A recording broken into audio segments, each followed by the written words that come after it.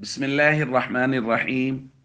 عن أنس رضي الله تعالى عنه قال قال رسول الله صلى الله تعالى عليه وسلم تسحروا فإن في السحور بركة رواہ البخاری۔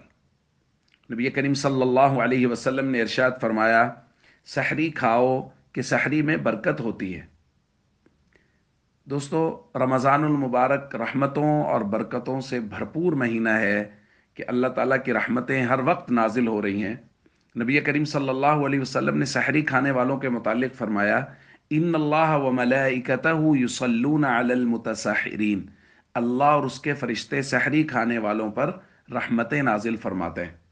اور ایک روایت میں فرمایا، تسحروا فإنہ مبارک، سحری کھایا کرو کہ یہ برکت والا کھانا ہوتا ہے۔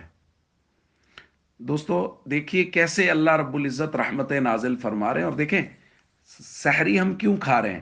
اپنی ضرورت کے لیے کہ دن بھر بھوک پیاس برداشت کرنی ہے، اس کے لیے طاقت آ جائے، تو اپنی ضرورت پوری کرنے کے لیے جو کام کر رہے ہیں اس پر بھی اللہ رب العزت رحمتیں نازل فرما رہے ہیں۔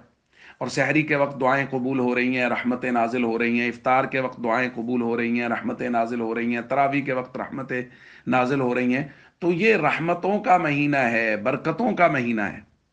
اور نبی کریم صلی اللہ علیہ وسلم نے ارشاد فرمایا، نعم السحور التمر، کہ بہترین سحری وہ کھجور کی سحری ہے، کہ سحری کے وقت کھجور کا استعمال کیا جائے۔ ہمارے یہاں افطار کے دسترخوان پہ تو کھجور کا اہتمام ہوتا ہے، سحری کے دسترخوان پہ عام طور پہ کھجور موجود نہیں ہوتی۔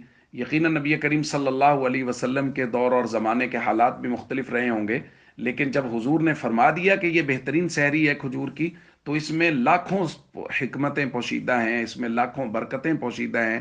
اس لیے اس بات کا بھی ساتھ اہتمام کر لیا جائے کہ سحری کے دسترخوان پہ بھی کھجور موجود ہو۔ بڑے اہتمام کے ساتھ سحری کرنی چاہیے کہ یہ برکت والا کھانا ہے، نبی کریم صلی اللہ علیہ وسلم نے اس کی ترغیب دی ہے۔ اس کے کھانے سے جسم میں طاقت بھی آتی ہے، اور ساتھ ساتھ یہ ہے کہ کھجور کا بھی دسترخوان پہ اہتمام کر لیا جائے۔